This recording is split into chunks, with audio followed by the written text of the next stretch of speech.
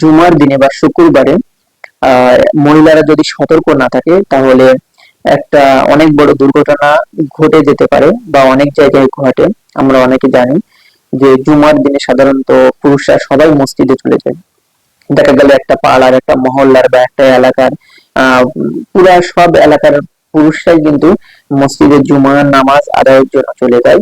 তো এই সময় মহিলারাই স্বাভাবিকভাবে বাড়িতে থাকে। তো এক্ষেত্রে অনেক সময় কিন্তু অনেক দুর্ঘটনা ঘটে।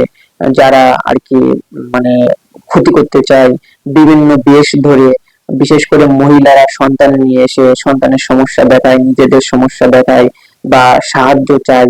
এরকম করে বাড়ির মহিলাদের একা পেয়ে তারা বিভিন্ন ক্ষতি করে। এরকম ঘটনা কিন্তু মোটামুটি অহরহ ঘটতেছে। অজ্ঞান করে, তাদেরকে ক্ষতি করে, বিভিন্ন স্বর্ণালংকার লুট করে নিয়ে যায়, টাকা পয়সা লুট করে নিয়ে যায়। অনেক সময় এর কারণে অনেক বড় ক্ষতি হয়ে যায়, মানুষের জীবনের উপর দিয়ে যায়। তো এক্ষেত্রে বাড়ির মহিলারা যদি সতর্ক থাকে তাহলে এই সমস্ত সমস্যা থেকে অনেকাংশে সমাধান সম্ভব।